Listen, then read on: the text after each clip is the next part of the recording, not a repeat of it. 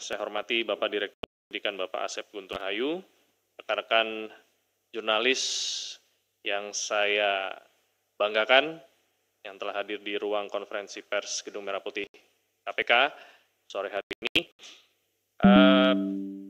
Pada kesempatan kali ini, Komisi Pemberantasan Korupsi akan menyampaikan press release untuk perkara gratifikasi PNS atau PNS pajak yang lengkapnya dan detailnya akan disampaikan oleh Bapak Direktur Penyidikan. Waktu dan tempat kami persilakan.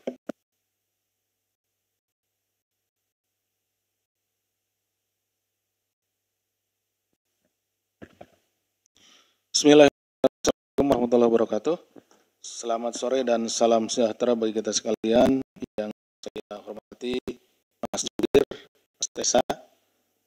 Yang saya hormati, saya cintai, saya banggakan rekan-rekan jurnalis yang pada kesempatan sore hari ini bisa hadir.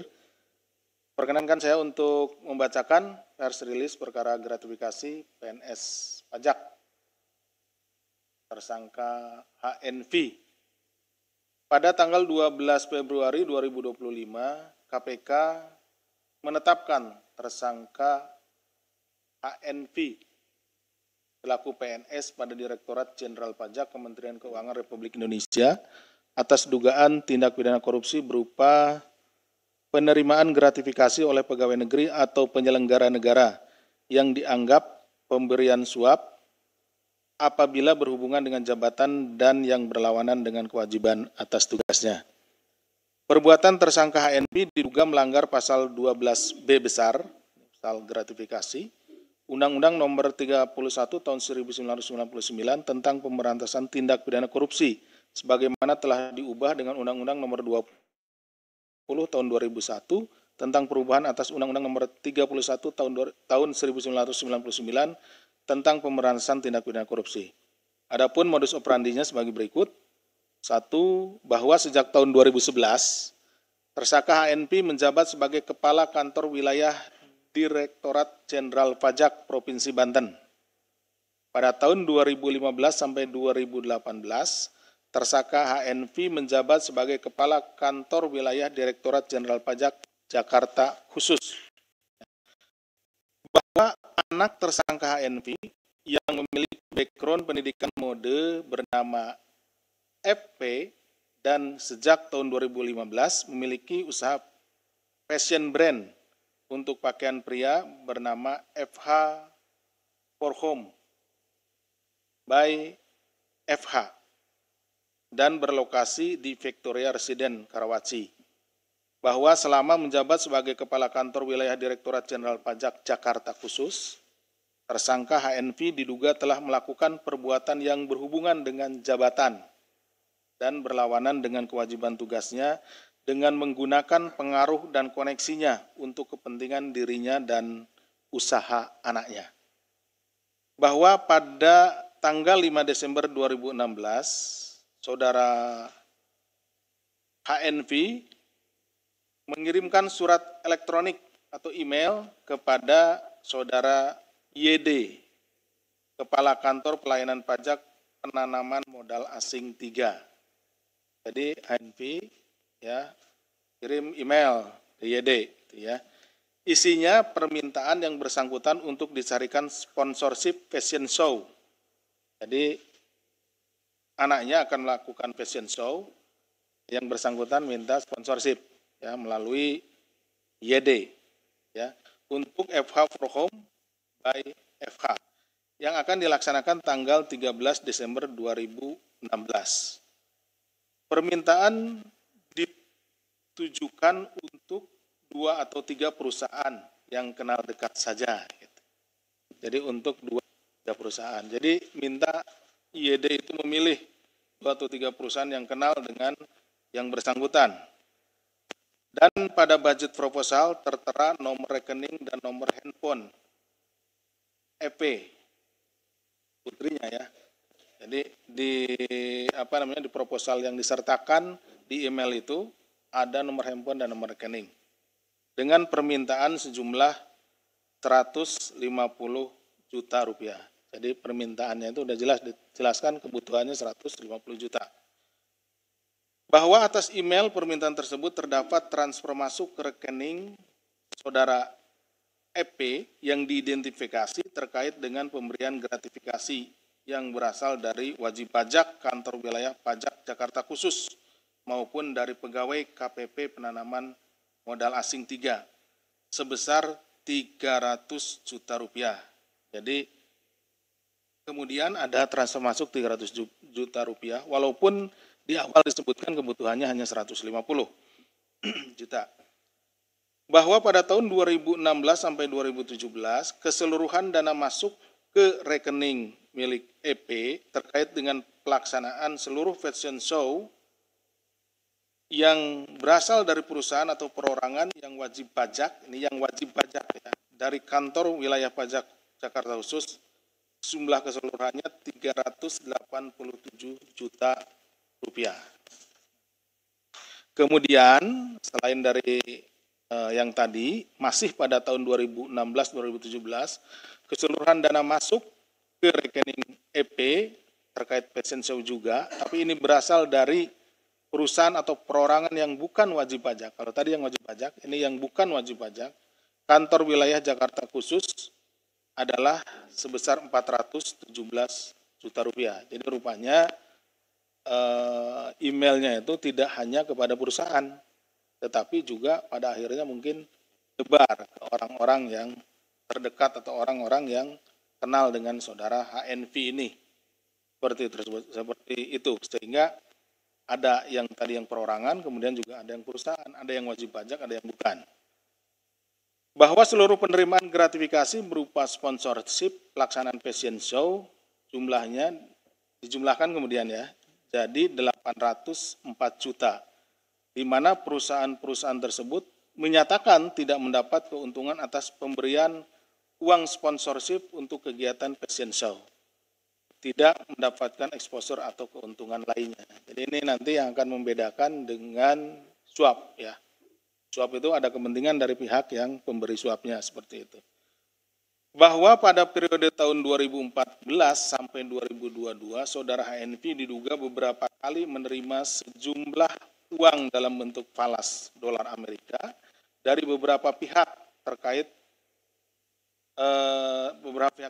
melalui saudara BSA. Selanjutnya saudara BSA melakukan penempatan deposito pada BPR menggunakan nama pihak lain dengan jumlah yang sudah diketahui sebesar 10.347 juta 10.000 dan pada akhirnya melakukan pencairan seluruh deposito dan ditransfer atau dimasukkan ke rekening saudara HNV sejumlah 14.888.834.634. Jadi ini sistemnya dia memutar gitu ya.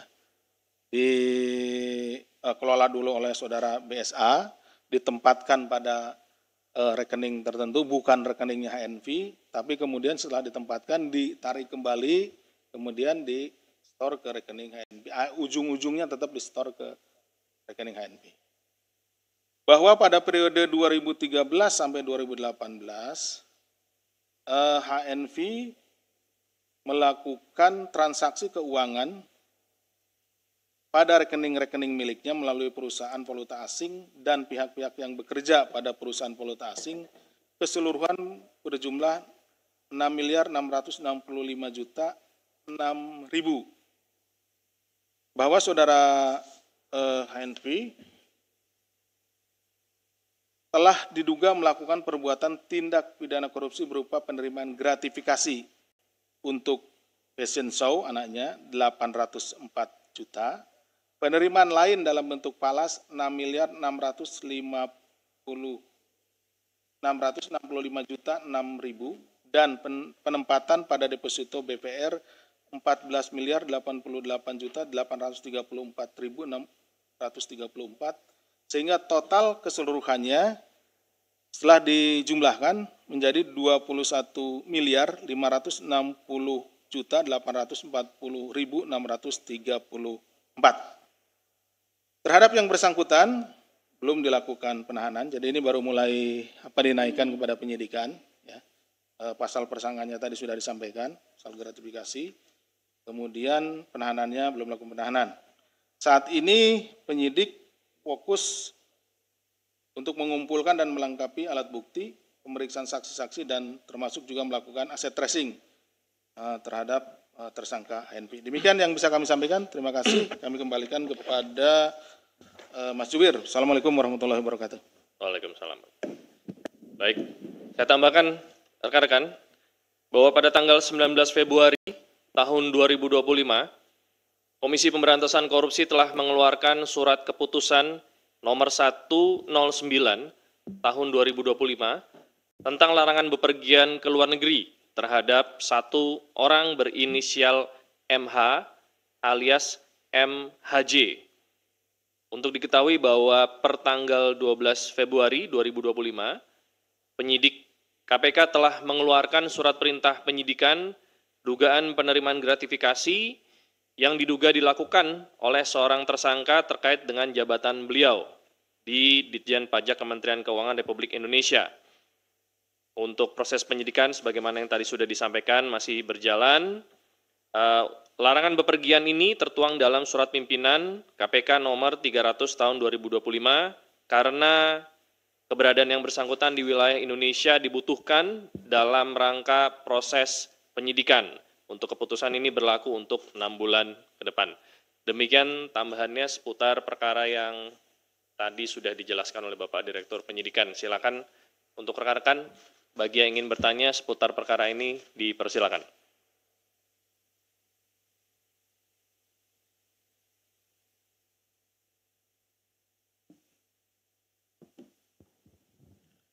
Selamat sore Pak Asep, Mas Tesa. Ingin ada dua pertanyaan. Yang pertama untuk TSK HNV ini apakah saat ini masih aktif di Ditjen Pajak atau sudah pensiun? Dan yang kedua ini untuk awal laporannya ini ada yang dilaporkan atau pengembangan dari kasus yang sudah ada? Itu aja, makasih. Ada lagi?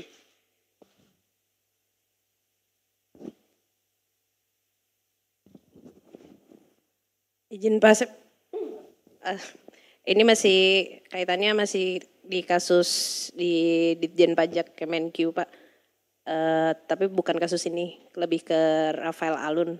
Dulu kan ada penyelidikan Wahono tuh Pak, nah itu udah sampai mana ya Pak sekarang? Maksudnya masih ditangani kah atau gimana? Itu aja Pak, makasih.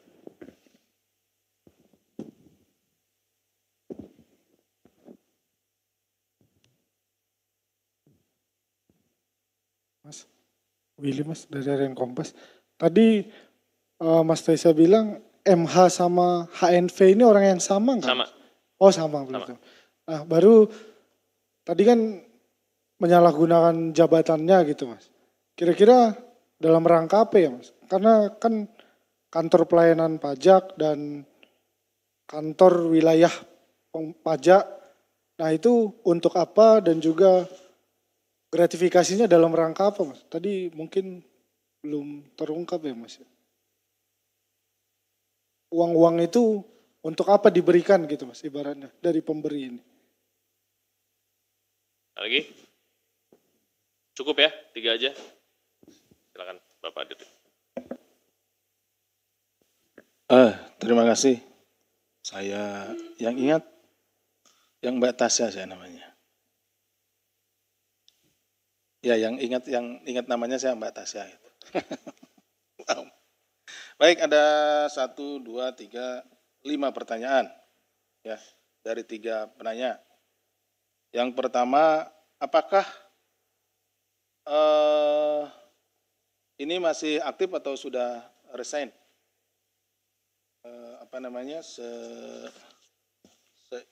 Sepengetahuan saya, nanti informasi yang kami terima itu sudah resign. Tapi nanti pastinya akan kita usulkan lagi ya. Kemudian apakah ini laporan atau pengembangan? Ini perkaranya pengembangan dari perkaranya YD. Perkara YD yang dulu sudah ditangani. Betul. Mbaknya betul. Perkara YD ya. Kemudian Mbak Tasya, ini pada saat RAT ditangani juga KPK menangani lidik saudara WH. Saat ini sepengetahuan kami ini masih berjalan lidiknya. Jadi kesulitannya mungkin sedang mengumpulkan ya dokumen-dokumen dan lain-lainnya seperti itu, Mbak. Karena kan ini seperti juga di perkaranya yang ini, mereka itu tidak hanya di satu waktu dan satu tempat. Ini kan juga mulai dari tahun 2016 ya, 2011 sampai dengan ditarik sampai dengan 2017 gitu. Dan berpindah-pindah tempat juga. Jadi mengumpulkan informasi terkait uang yang masuk, kemudian pada saat jabatan yang bersangkutan juga di mana, apakah jabatan juga masuk dalam kriteria yang memang itu penyelenggara negara atau misalkan dia di pajak itu ada masuk dia sebagai misalkan penyidik pegawai negeri sipilnya gitu, seperti itu dan lain-lain. Itu yang tentunya menjadi pertimbangan kita. Jadi betul-betul sedang dianalisis. Nanti kalau sudah ada informasi pasti kita sampaikan. Kemudian yang berikutnya, ini nama yang sama, betul. Kemudian ada 3 namanya, 4 ya, 3 kalau nggak salah. Aliasnya banyak, 3 atau 4 alias. Itu kami temukan di KTP, kemudian juga di paspor, sehingga ketika kita melakukan cekal, termasuk juga nama aliasnya. Hanya ada lebih dari 2 lah. Kemudian selama menggunakan jabatan ini seperti apa gratifikasinya kan gitu ya. Saya perjelas begini. Pertama, ketika dia menjabat di Kepala Kantor Wilayah Jakarta khusus ya, Kepala Kantor di Dirjen Pajak Jakarta khusus, jadi dia dengan posisinya itu, nah, dia menerbitkan atau mengirim email, gitu, email yang ditujukan yang melalui tadi saudara YD ditujukan kepada para pengusaha yang wajib pajak, gitu ya, para pengusaha. Dia meminta dukungan untuk fashion show anaknya. Anaknya itu punya brand ya, jadi punya pakaian gitu ya. Ini dia mengadakan fashion show. Dananya itu, untuk berdana itu, dia mintalah sebagai Kepala Kantor Wilayah Dirjen Pajak Jakarta Khusus, seharusnya tidak melakukan itu. Dia minta melalui emailnya ada, jumlahnya 150 juta, tapi karena orang melihat mungkin suatu saat itu pasti ada kepentingan dengan yang bersangkutan, selaku Kepala Kantor Wilayah Dirjen Pajak Jakarta Khusus ini, nah mereka pada ngasih. Gitu.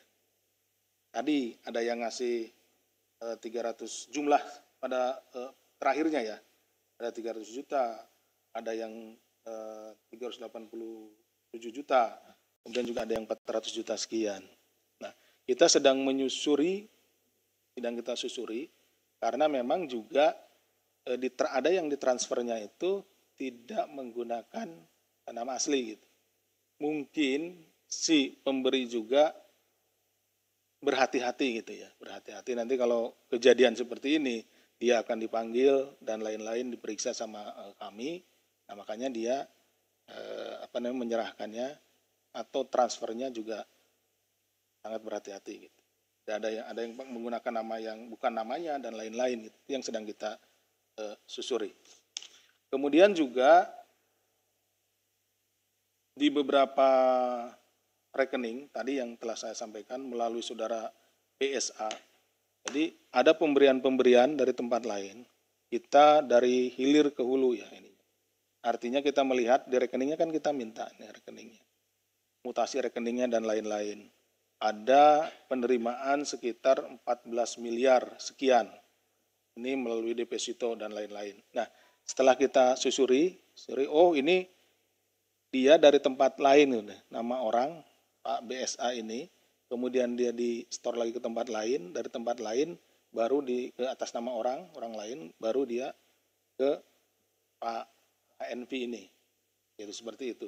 Setelah kita tanyakan, ini sebetulnya dari mana uangnya? Itu kita konfirmasi kepada yang bersangkutan tidak bisa menjelaskan uang itu dari mana, dari sumber yang diperbolehkan atau tidak. Jadi pada prinsipnya adalah ketika penyidik menerapkan pasal 12B besar atau pasal gratifikasi, itu adalah ada pemberian sejumlah uang kepada penyelenggara negara, tapi pemberian sejumlah uang itu pertama tidak diketahui maksudnya, maksud dan tujuannya seperti apa gitu. Ya mungkin ya beri, apalagi tadi sebetulnya ada permintaan dari si HNV ini untuk kegiatan anaknya. Mungkin dengar-dengar gitu kan, ada yang dengar, oh ya saya ngasih aja, gitu seperti itu. Dan ada hal yang lain. Nah perbedaannya kan pasti ada perbedaannya nih dengan suap apa? Kalau suap si pemberinya itu memiliki keinginan, misalkan dia ingin sesuatu kalau terkait dengan pajak, mungkin di sini apakah nanti pajaknya supaya diurus dan lain-lain, apakah pajaknya juga mungkin nanti nilai pajaknya bisa dinegosiasi dan lain-lain sehingga memberi sesuatu. Nah, ada meeting of mind-nya, ada pertemuan kehendaknya di situ, yang memberi juga berkehendak sesuatu, yang si bapaknya, yang ini orangnya ini, tersangka ini menerima sesuatu dan melakukan apa yang dilakukan. Seperti itu perbedaannya. Kemudian tiga nih, ada suap, kemudian gratifikasi, ada yang satu lagi dengan pemerasan. Kalau pemerasan biasanya yang lebih aktif itu adalah si yang menerimanya, si penyelenggara negaranya. Penyelenggara negara misalkan ada si penyelenggara negara yang memiliki kewenangan untuk menerbitkan sesuatu, misalkan menerbitkan izin. Datang orang, misalkan mau ngurus izin, kata si penyelenggara negara ini gini, Pak, izin akan saya keluarkan kalau Bapak memberikan uang misalkan 10 miliar.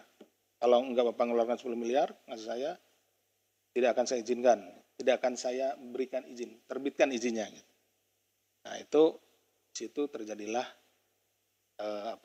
pemerasan, seperti itu. Jadi dia udah lebih aktif. Tapi kalau yang datang itu dari awal sudah bilang, Pak, saya mau bikin izin nih Pak, saya punya uang misalkan 1 miliar, bisa enggak Pak, Bapak membantu saya menerbitkan izinnya. Terjadilah di sana misalkan tawaran, jangan segitulah, naik 1,5 miliar misalkan, nego, naik, nah itu terjadi suap. Kalau ini pemaksaan, yang tadi kan, itu beda di antara tiga itu. Nah, kalau yang tadi gratifikasi tidak diketahui, tiba-tiba datang misalkan dalam rangka acara apalah gitu, tahu, datang membawa sesuatu, atau tiba-tiba dia mengirim uang, gitu. Karena dia kedekatan, kenal dan lain-lain. Belum ada